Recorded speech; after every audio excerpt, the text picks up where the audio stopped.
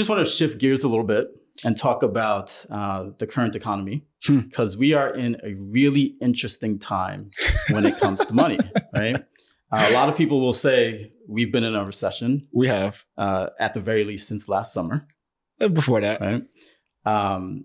And we just witnessed a bank collapse. A few. So what do you think is going on in this economy? Right now, the Federal Reserve, right? That is our central bank. Right now, we are literally trying to avoid the collapse of our banking system. And it's day by day, things are getting worse and worse. So what really going on right now is like, how can I, what's the saying? How can I kick this can down the road so I don't have to deal with it right now? And it sucks because even as politicians, right, they all do this, right? Like they come in, their term is limited, right? So they understand as like, all right, my job is to make sure that I look good while I'm in office. So by doing so, they continuously kick the can down the road. So the financial crisis that we should have been experiencing is just continue getting worse and worse. Why? Because it's going to kick down the road. And here's why I say that, look, this is, when it comes to the economy and money, sometimes you can consider it like a brain disorder. Yeah. Right? Because we have learned specific things when it comes to money. We have been programmed when it comes to what we should do with our money, how we should save our money, how we should trade our time for money. Mm-hmm. And I think one of the things that we are learning right now is that a lot of that stuff doesn't work well and doesn't work the way that we thought it did. Right. So one of the things that a lot of people are starting to realize is that your money is not even in the bank when you deposit it. It's not. You know, I think that's a big shock for people. Yeah. You know, like they think, oh, I put $10,000 in, I can go take $10,000 out. Yeah. But that's not how it works. No, it's not. So funny enough that like when 08 crisis happened, right? You know, people rushed to the bank, they tried to take the money out. It was really like a pause on how much you're able to take out, right?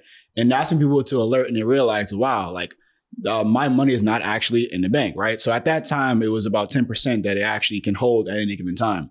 2020 happened. It was around middle of March, right? And again, a lot of people still don't know this because again, the Fed, they're not going to come out and say, hey, you can put your money in the bank, but it's not going to be there. Like if someone says that to you, you're going to automatically go take your money out, right? But during March in 2020, they actually made it which like they're no longer allowed to keep any of your money within the bank at any given time.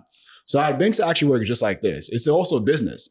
People forget that. People think that a bank is like, it's set to have your money protected to an extent, right? But again, it's also a business, so the business has to make money. So how banking system works just like this. Like you deposit money, right? They're going to take your money and they're going to go give out loans, right? And that's how the banking system is based off of loans. So they're going to go give out loans. And how they give out loans and they get paid is by interest. Right. So let's say if someone's credit score, that also varies, what your interest is going to be as well. But it can vary. But let me go back to what I said. I mean, I go all off track. So the banking system works like this. You deposit your money, right? They take their money, they go invest in someone else. If they want to get mortgage loans, they want to get credit cards, et cetera, whatever it is.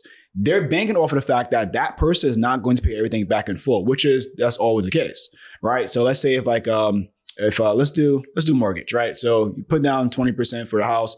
Your mortgage is, let's say 10%, right? Mortgage is 10%. You're not paying your mortgage in full, right? If your house is $700,000, you're not paying $700,000 all at once. So let's say you have a 30-year mortgage lease. That right there, every month that they're banking on that's the percentage of the increase. That's how they're making their money. Now, again, going back to what you're saying, if you want to go take out your money, there's a reason why you have to call the bank up. And that's a large amount, right? If it's like a few thousand, that's different. But you have to call the bank up and say, hey, I want to go take out $10,000.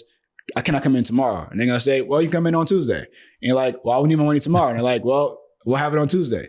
The reason why, because they don't actually have your money set. They put their money into treasury bonds again, because they want to create assets. So in the case of you do need your money, they can come back and give it to you.